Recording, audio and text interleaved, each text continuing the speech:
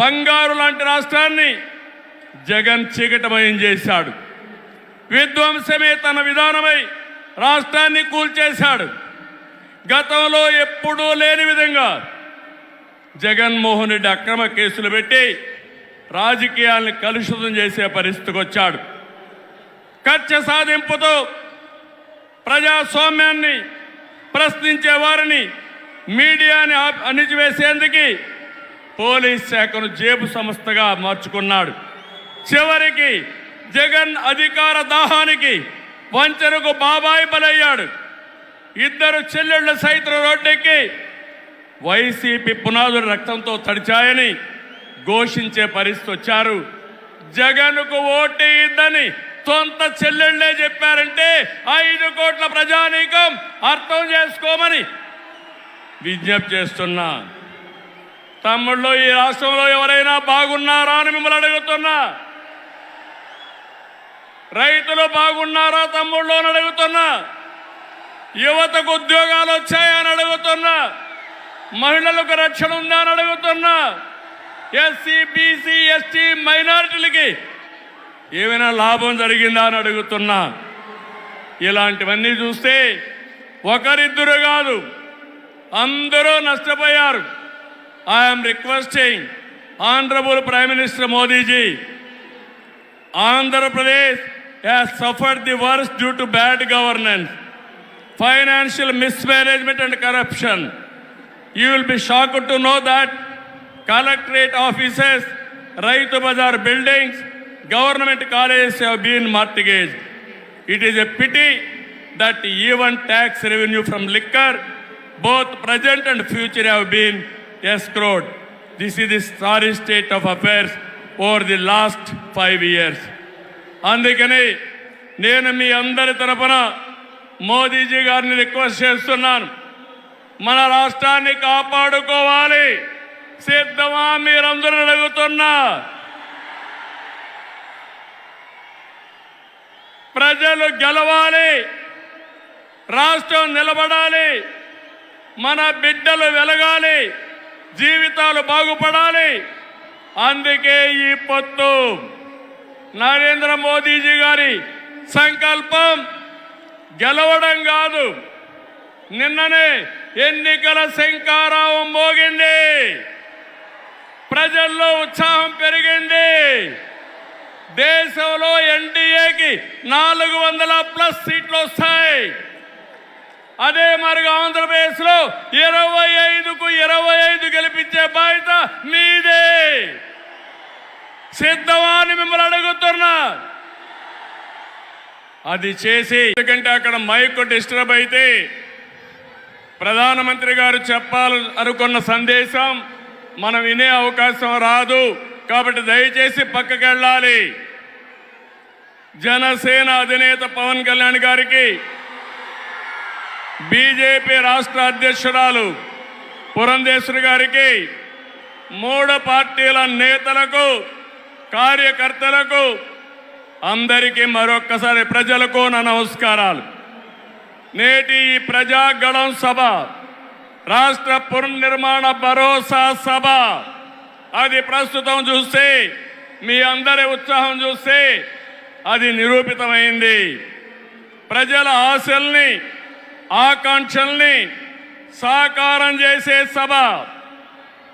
ఇంకో పక్క 5 ఏళ్లలో విధ్వంస, అహంకార, అవినీతి పాలనతో ప్రజల జీవితాల్ని నాశనం అయ్యాయి.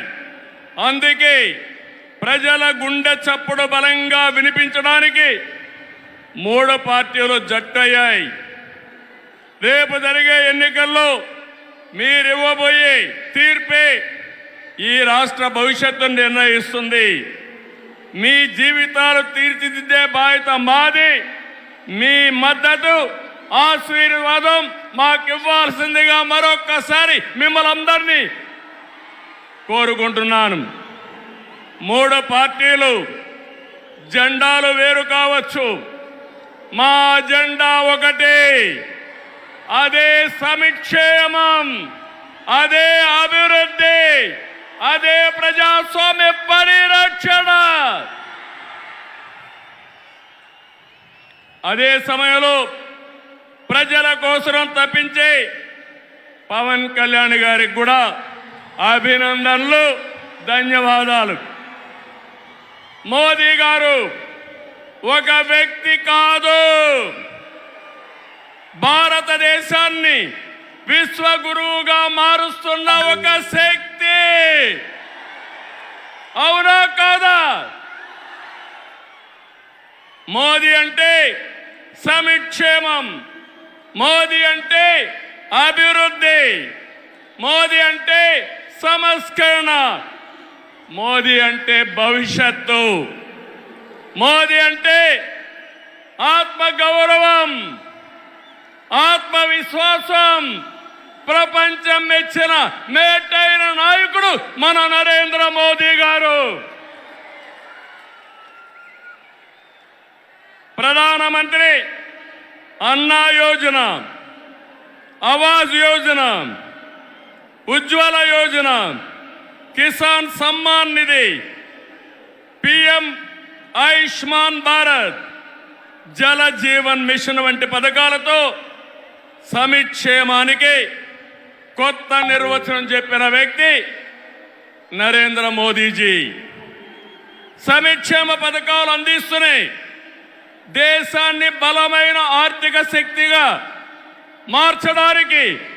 Make in India, startup India, skill India, digital India, Gati Shakti, Bharatmala వంటి అభివృద్ధి కార్యక్రమాలతో సంపద సృష్టించిన వ్యక్తి మోదీ గారు. డిమానిటైజేషన్, జిఎస్టి వంటి సంస్కరణలతో దేశ ఆర్థిక ముఖ చిత్రాన్ని మార్చిన వ్యక్తి మోదీ గారు. ఆయన నినాదం సబ్కా సాత్, సబ్కా వికాస్, సబ్కా విశ్వాస్ అనే నినాదంతో దేశానికి ఒక నమ్మకాన్ని కల్పించిన శక్తివంతమైన నాయకుడు నరేంద్ర మోదీ గారు. కోవిడ్ సంక్షేమం జ్ఞాపకం ఉందా తమిళ్లో? ప్రపంచంలో ఎవ్వరూ చేయలేని విధంగా ఆ సమయంలో సమయస్ఫూర్తిగా చేసి మన ప్రాణాలు రక్షించిన వ్యక్తి నరేంద్ర మోదీ గారు. అవునంటే గట్టిగా చప్పట్లు కొట్టి అభినందించమని మిమ్మల్ని అందరినీ కోరుతున్నా. 100 దేశాలకి వ్యాక్సిన్ ఇచ్చి దేశ సమర్థతని చాటి చెప్పిన వ్యక్తి. ప్రపంచంలో 11వ స్థానంలో ఉన్న ఆర్థిక వ్యవస్థని 10 ఏళ్లలో 5వ స్థానానికి తీసుకొచ్చారు. రాబోయే రోజుల్లో ఈ స్థానం నుంచి 3వ స్థానానికి వస్తాం. అంటే ప్రపంచానికి అమెరికా, చైనాతో దీటైన ఆర్థిక వ్యవస్థను తెచ్చే శక్తి, సామర్థ్యం నరేంద్ర మోదీ గారికి ఉన్నాయని చెప్పి కూడా నేను మీకు తెలియజేస్తున్నా. వికసిత్ భారత్ నరేంద్ర మోదీ గారి కళ. వికసిత్ ఆంధ్రప్రదేశ్ మనందరి కళ కావాలి.